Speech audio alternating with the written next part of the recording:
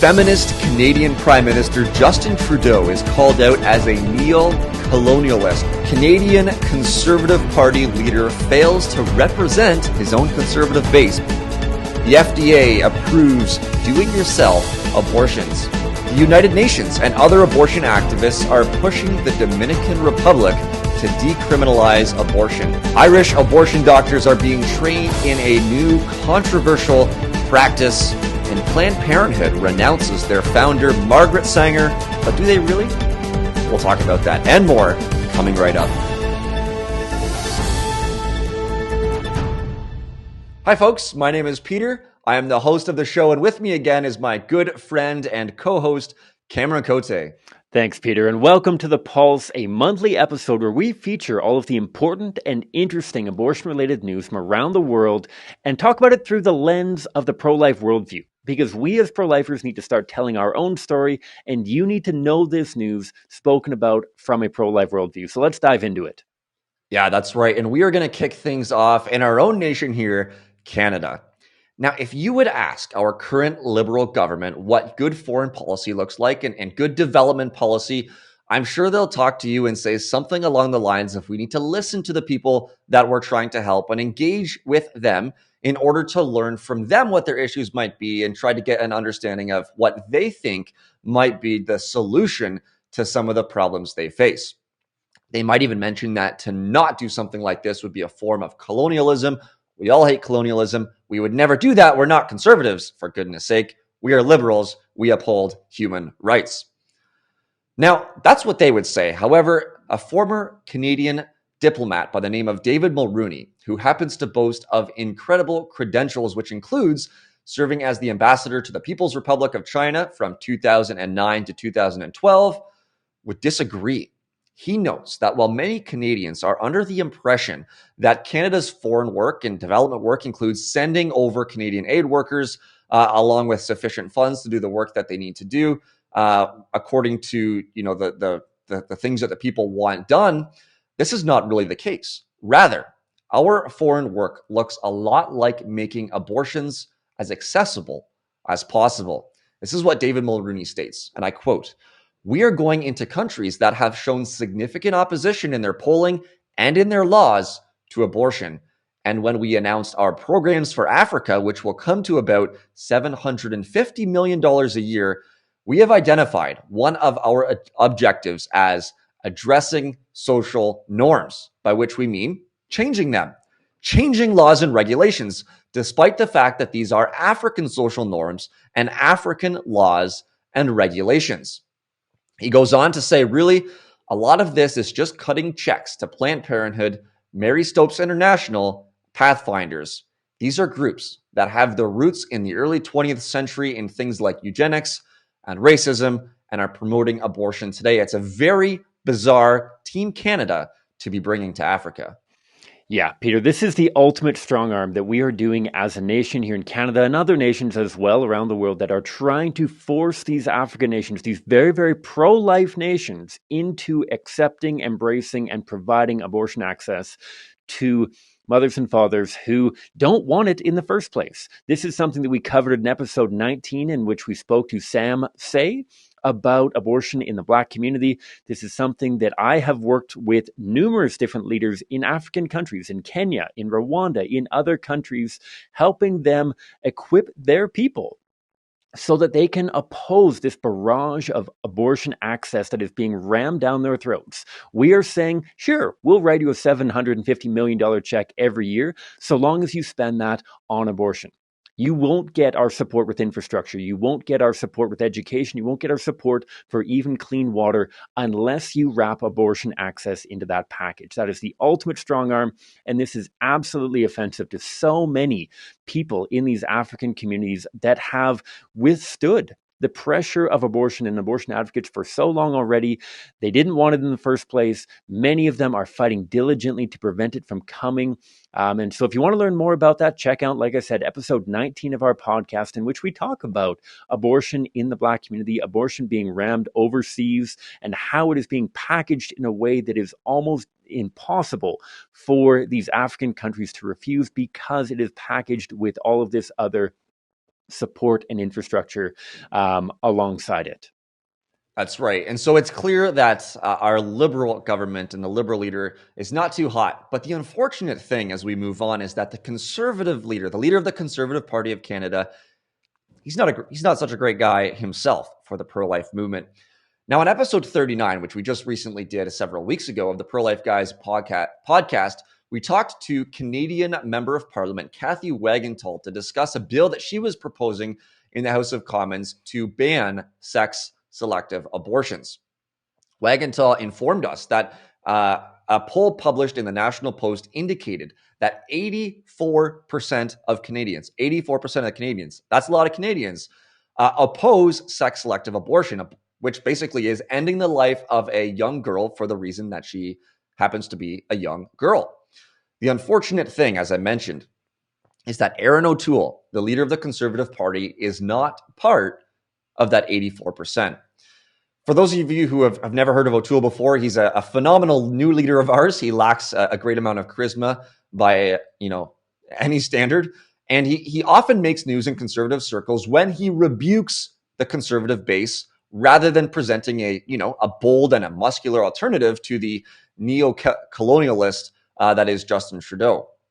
And so when O'Toole makes a pronouncement, it is to remind everyone that he is not, in fact, a social conservative, in case anyone ever suspected that he might be. And so in responding to Kathy Wagenthal's bill, this is what he said.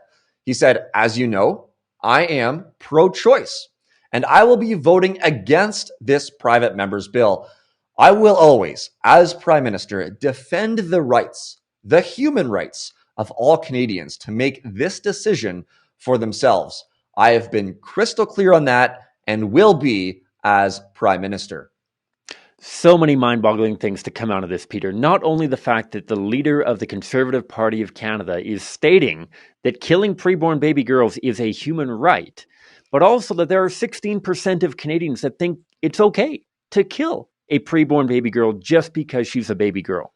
And one last thing on that is that the leader of the conservative movement, the leader of the Conservative Party of Canada, somehow falls within that 16% of people who think it's totally okay to kill a baby girl because she's a baby girl. Thankfully, there are a significant number of politicians who are part of the 84% and not part of this, frankly, terrifying 16% of Canadians. And many of those politicians do have hopes and plans to vote in favor of this bill, which would make sex-selective abortions illegal. Sex-selective abortions happen in Canada. This has been documented by the Canadian Medical Journal.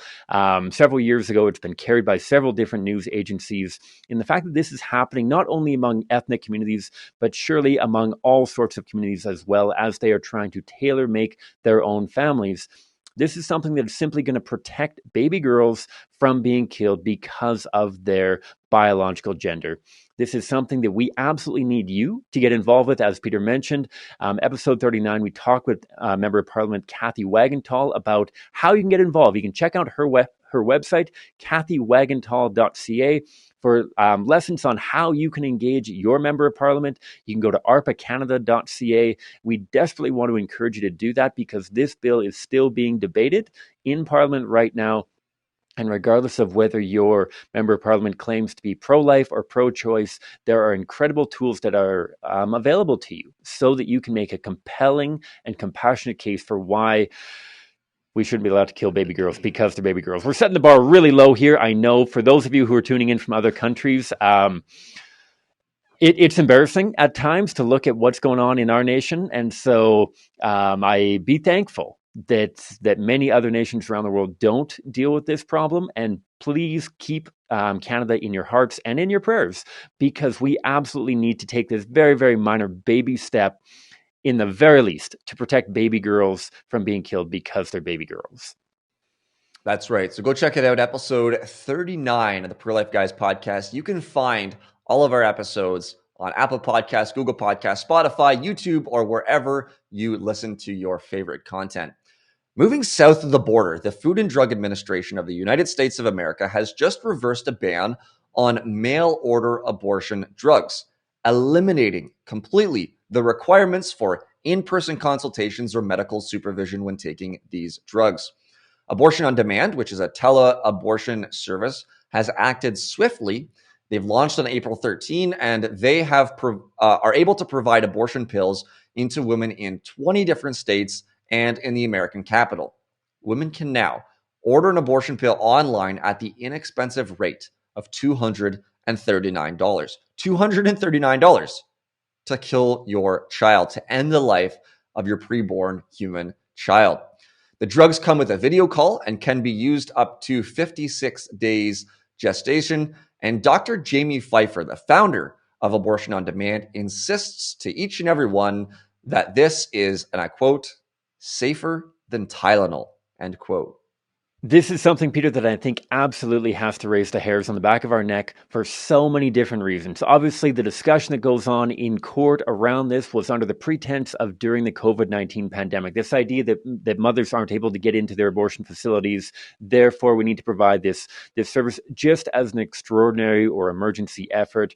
I can basically guarantee you that this is here to say, unless pro-lifers rise up and oppose this, and think about all of the danger that goes along with this. When we consider the fact that according to the Associated Press, around 40% of abortions in America are done through the abortion pill process, that number is likely only going to increase. And obviously, we don't want any abortions happening whatsoever. However, we have to bear in mind the fact that now we are adding so much more baggage to this entire experience. The fact that while these drugs are encouraged to be taken before 56 days, the likelihood of them being taken long after that is likely going to happen. The fact that this could be shared with anyone, the fact that a boyfriend or husband could order these for their significant other and slip them into their morning pill package, their vitamin C, their this, their that, and a pill to kill their child. This is absolutely horrifying, the fact that this can happen in America now. And there's absolutely a bare minimum of regulation that goes around this. Live Action, a pro-life organization based out of the States, led by Lila Rose, someone that Peter, you and I had the opportunity to speak with a few weeks ago, has done incredible work investigating not only how the abortion pill works, how this goes about killing a preborn child, but the impact that it has on mothers and on all those involved. They produced an 85-page report that's accessible on their website, liveaction.com. And I'm sure many of our viewers, I'm sure many of you have seen the movie Unplanned, featuring Abby Johnson's story from abortion recipient to abortion provider to anti-abortion advocate, and the chilling scene of her receiving the abortion pill, taking it at home, and the awful experience that she had, not only coming face to face with her preborn child, something that's going to happen for each and every one of these mothers as they deliver their child into their bathtubs or into their toilets, but also the horrendous aftermath for her and her body. Abortion is wrong, first and foremost, because it kills the child. But this is simply going to open up more and more risk for mothers as well. And so we don't want any abortions happening. And we as pro-lifers absolutely need to push back against this. Thankfully, there is progress. As many of you may know, the abortion pill is actually 2 sets of medication, one that you take one day, another that you take within 3 days afterwards. If you take the first pill and regret your abortion, this is something that every pro-lifer needs to know. This is something that every person needs to know. If you take the first pill and come to regret that decision, you are not necessarily too far along.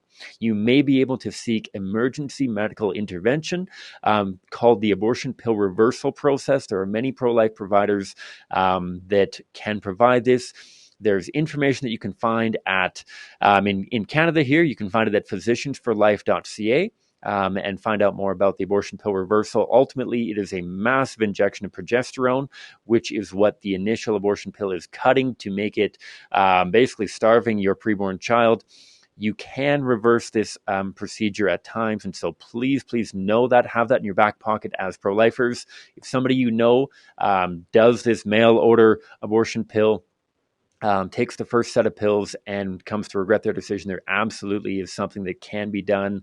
And so this should only increase our mobilization, only increase how irate we ought to be as pro-lifers. The fact that this is simply getting easier and easier to kill your child so that more and more of these children will be killed. This is dangerous. This is dangerous to children. This is dangerous to mothers. This is dangerous because, again, I can't mention enough how terrible it is going to be. We are going to see husbands and boyfriends and significant others slipping their girlfriends, spouses, and wives these pills. We absolutely need to push back against this.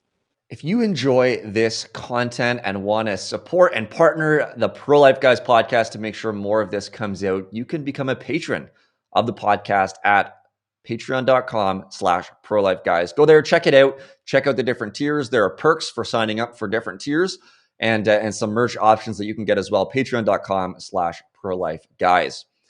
On previous episodes of The Pulse, we've talked about the abortion war that's happening in Central and South America, the pressure that a lot of these nations are facing. Well, now we hear a report that the United Nations, the international abortion industry, and abortion activists are pushing the president of the Dominican Republic to decriminalize abortion. President Luis Abinader had previously promised to legalize feticide, but he faced intense pressure from pro-life groups and churches that resulted in him backing down and saying that while he supports it, he would not impose his personal opinion on other lawmakers. We've spoken about this, Peter, on a few occasions prior to this in our various Pulse episodes about this massive culture war going on within Central and South America, this green tide of abortion support and the blue wave of pro-life opposition and resistance. The pressure is massive, obviously. And as we've talked about, the pressure is not only going towards the politicians, it's going towards the courts and towards the people. Abortion advocates are attacking societies at every level so that they can bring the carnage of preborn children to as many countries as they possibly can. We absolutely need to pray and support those who are advocating for life in these countries. Pray for the politicians, pray for the judges, pray for the people, because this is something that is going to be continually rammed down their throats, continually brought up, whether it's at referendums, whether it's court orders, whether it's pressuring presidents, prime ministers, other politicians. This is something that the abortion advocates are not going to rest over until they have brought abortion access to every nation they can. And we have to ask the question, is the collateral damage of children appropriate for the very real challenges that many mothers face, and more often than not, for the pleasure that they seek? We absolutely need to resolve so many challenges and problems in our world, but can we do that by killing innocent human beings? Absolutely not. We need to support our brothers and sisters in the pro-life movement, in the blue wave that is sweeping across South America and Central America, and encourage them, because this fight is not easy. Yes, they are getting hundreds of thousands of people, at times even millions of people, out to their marches and rallies. They are giving as much pushback against this opposition as they possibly can. But as we've seen in countries around the world, as we've seen in Argentina, as we've seen in Ireland, as we tragically, I'm sure we'll see in other countries, we need to do everything that we can to hold back this green poisonous wave of abortion access to protect our preborn children and to protect mothers and fathers. Yeah, that's a great point. And I like, Cam, how you consistently mention that what's at the heart of this conversation, what really makes abortion wrong, is that it ends the life of a preborn child, a little boy or little girl created in the image of Almighty God.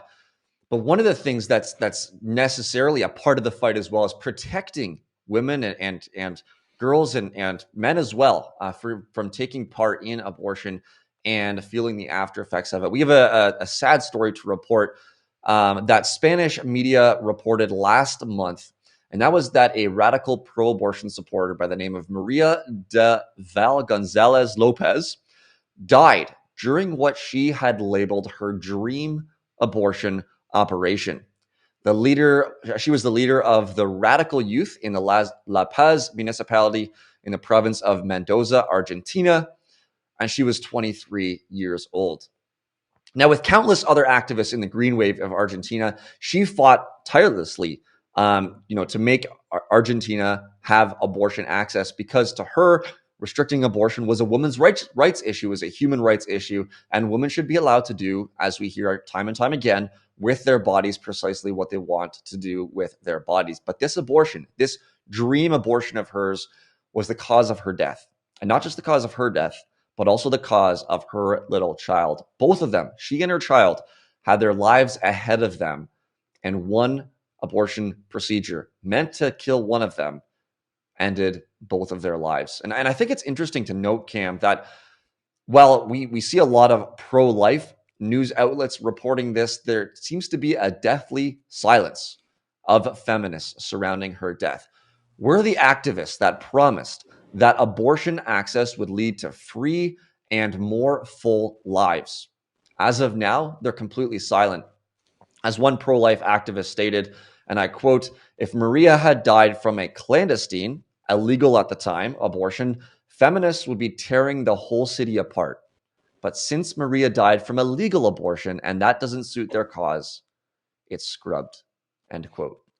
This truly is an example of tragic irony. The fact that Maria worked so hard to bring abortion to the country, and she ended up dying at the hands of an abortionist. And this is something that should cause reflection for each and every one of us, regardless of where we are at on the side of the abortion debate and discussion. We need to mourn the loss of Maria. We absolutely need to mourn the loss of her child. And in thinking about this gives pro-lifers an opportunity to consider the very real lives that are at stake in the abortion conversation. So often, obviously, abortion advocates will challenge this to be a very abstract, a very high-level conversation, not really involving the real statistics of real human beings. And this should give us pause and help us to return to the fact that every abortion, regardless of whether there are hundreds or dozens or hundreds of thousands or millions of them, every abortion kills an innocent human being. And yes, this is an added tragedy that another person died as well. The solution to this is not simply honing in the procedure. I'm sure abortion advocates are exploring what was wrong with the procedure, having a more alert doctor, having better medication, having better this, having better that. No, the solution to this is not having abortion. The solution to this is a million other solutions that does not involve killing Maria's preborn child. Because even if we could have saved Maria, we still would have had the absolute human rights violation of abortion. And so mourn the loss of Maria, mourn the loss of her child, and let's explore opportunities with those who advocate in favor of abortion for better, more humane solutions that don't involve killing anyone, either intentionally or unintentionally. And with that, we move to Ireland. We've talked about Ireland in the past, and now Irish abortion doctors are undergoing training in the controversial late-term abortion procedure known as dilation and evacuation. Dilation and evacuation is a gruesome late-term abortion method used on preborn babies up until 6 months gestation. The woman's cervix is dilated and the baby is removed piece by bloody piece using a combination of suction, curettes, and forceps. Now, for those of you who have followed the abortion war in Ireland, especially over the last several years, this might come as a surprise. Why is that? Well, during the campaign to save or remove rather the Eighth Amendment of Ireland, which was an amendment that recognized the equal right to life of both the pregnant mother and her preborn child, the pro-life movement warned the Irish people that if abortion were to be legalized, late-term feticide would inevitably occur. If you remember the conversations that happened at that time, the abortion supporters said lies, lies, lies, lies. The activists said that's not going to happen. The politicians who were in favor of removing the Eighth Amendment said that's completely lies. It's not going to happen. We're Ireland. We want to make abortion safe and legal for the difficult circumstances that happen. Unfortunately, they themselves were lying. And right now we see that Ireland herself is a sad proof that once an abortion regime takes root, the evil multiplies itself. And so here we are, 3 years after the referendum that legalized abortion in Ireland, removed the Eighth Amendment, and we have feticide, the grim practice of giving the baby a lethal injection of potassium chloride in the heart, already being carried out, and dilation and evacuation abortions coming soon as Irish abortion doctors are being trained in this very gruesome and just an unbelievable abortion procedure. Another tragic development, and it springs back to lines that we have heard from the abortion movement time and time again. President Bill Clinton back in the 90s talking about safe, legal, and rare. Abortion advocates are willing to say anything they need to get abortion access into a country. This truly is a tragic development in Ireland, but not something that we didn't foresee. As you mentioned, Peter, pro-lifers have known this right from the beginning, that as abortion advocates try to push abortion access into the country, they are not going to stop with simply one procedure. They are going to crack open abortion access as fully and as universally as they possibly can. We've talked about this already. And you can learn more about this not only by checking out the episodes that Peter and I have done on the Pro-Life Guys podcast, episodes 30 and 31, in which we featured a leader in the Irish pro-life movement along with our colleague Jonathan Van Maren, who told the story of the Irish pro-life movement in his book, Patriots, The Untold Story of Ireland's Pro-Life Movement, Jonathan Van Maren's book. It's a very, very clear, very, very good telling of this journey to the referendum on the Eighth Amendment, protecting preborn children, and how abortion access has been opened up. As much as the slippery slope argument is a philosophical fallacy, it certainly never plays out as a practical fallacy. We see this in Ireland. We've seen it in other countries before as well, that once they get their foot in the door, they are only going to keep pushing and pushing and pushing until all children, regardless of their age, are vulnerable to abortion, ultimately up until the point of birth here in Canada. And I'm sure that pressure is going to come to more and more countries around the world. This is something that Irish people need to be woken up to. They need to be reminded of the fact that this was something that many of them were willing to vote in opposition to the Eighth Amendment simply because they were concerned about the lives of those mothers whose lives were at risk. They thought that by canceling the Eighth Amendment, it would open up maybe a couple dozen abortions per year. And obviously there have been hundreds, if not thousands, performed since that Eighth Amendment fell. And now this is only going to open up further and further access. And so there's been lots of things that pro-lifers need to do already. We need to keep the Irish pro-life movement in our prayer as well, and also look for opportunities to support them so that they can protect preborn lives in their country. And finally, we head back to the United States. If you've been around the pro-life movement for any length of time, especially in the United States, you've probably heard the name Margaret Sanger. She was the founder of Planned Parenthood, and she was a racist and a eugenicist. Now, again, if you're a pro-lifer, this is not news. This is not surprising at all. It's been something we've been saying for decades. Let me give you an example. In her book, The Pivot of Civilization, Sanger advocated for the elimination of human weeds and called for the cessation of charity, the segregation of morons, misfits, and maladjusted, in addition to the sterilization of genetically inferior races. That's appalling. And she also said appalling things like, and I quote, "We don't want the word to go out that we want to exterminate the Negro population," end quote. Well, now, Alexis McGill Johnson, the president and CEO of Planned Parenthood Federation of America, has written an op-ed in the New York Times, and it's titled, "I'm the head of Planned Parenthood. We are done making excuses for our founder."